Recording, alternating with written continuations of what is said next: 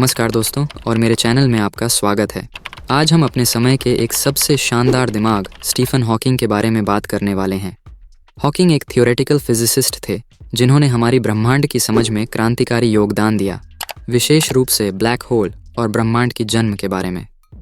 उनके पास भगवान और जीवन के अर्थ के बारे में कुछ दिलचस्प विचार भी थे।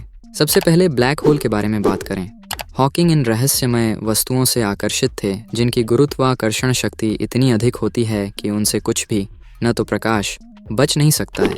उन्होंने यह पाया कि ब्लैक होल पूरी तरह से काले नहीं होते, बल्कि एक स्लो रिफ्लेक्शन इमिट करते हैं, जिसका नाम उनके नाम पर है, हॉकिंग रिफ्लेक्शन।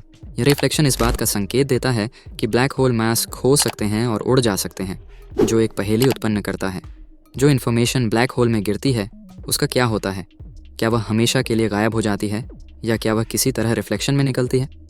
हॉकिंग शुरू में यह सोचते थे कि इन्फॉर्मेशन खो जाती है, लेकिन बाद में उन्होंने अपना विचार बदल दिया और यह प्रस्तावित किया कि इन्फॉर्मेशन ब्लैक होल की सीमा पर एक होलोग्राफिक तरीके से सेफ रहती है। ये विचार आज भी फिजिसिस्ट द्वारा बहस किया जा रहा है। Now Stephen Hawking big bang के बारे में क्या सोचते थे, जो घटना ने हमारे जाने वाले ब्रह्मांड को शुरू किया। हॉकिंग ब्रह्मांडीय वृद्धि के प्रिंसिपल के लीडिंग थे, जो कहता है कि बिग बैंग के तुरंत बाद ब्रह्मांड ने एक तेज़ एक्सपेंशन का अनुभव किया, जिसने इसे एक विशाल आकार तक फैला दिया। ये समझाता है कि ब्रह्मांड इतना समतल और समान है, और ये भी बताता है कि बिग बैंग के बाद के छोटे छोटे अनसर्टेनिटी का अस्तित्व, जिन्हें हम आज देख सकते हैं। हॉकिंग ने यह भी बोला कि ब्रह्मांड की इनिशियल स्थिति एक सिंगुलैरिटी थी, एक अनंत घनत्व और कर्वेचर का बिंदु, जहाँ फिजिक्स के नियम टूट जाते हैं। उन्होंने तर्क दिया कि सिंगुलैरिटी एक फिजिक्स रियलिटी नहीं थी, बल्कि हमारी इग्नोरेंस का रिजल्ट था, जो ब्रह्मांड की शुरुआत को वर्णन करने के लिए ग्रेविटी का क्वांटम प्रिंसिपल चाहिए, जो अभी तक मौजूद नहीं है। नाउ स्टीफन हॉकिंग भगवान के बारे में बात करें। हॉकिंग एक नास्तिक थे जो किसी डिवाइन क्रिएटर या पर्सनल परलोक में विश्वास नहीं करते थे।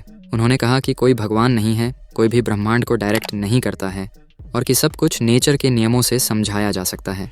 उन्होंने यह भी कहा कि सदियों से उनकी तरह के विकलांग लोगों को भगवान द्वारा लगाए गए श्राप के तहत रहने वाले माना जाता था, लेकिन उन्हें यह सोचना पसंद था कि वे अपनी इच्छा और बुद्धि से अपनी स्थिति को पार कर सकते हैं। उन्होंने कहा कि बिग बैंग से पहले क्या है, इसका पूछना जैसा है कि साउथ पोल से साउथ क्या है, और कि ब्रह्मांड को कोई कारण या उद्देश्य की ज़रूरत नहीं है, वह बस है।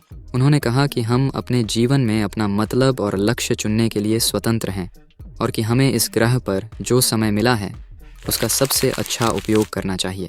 दोस्तों, यह था हमारा आज का वीडियो, जिसमें हमने स्टीफन हॉकिंग के बारे में जाना, जो एक महान फिजिसिस्ट और थिंकर थे।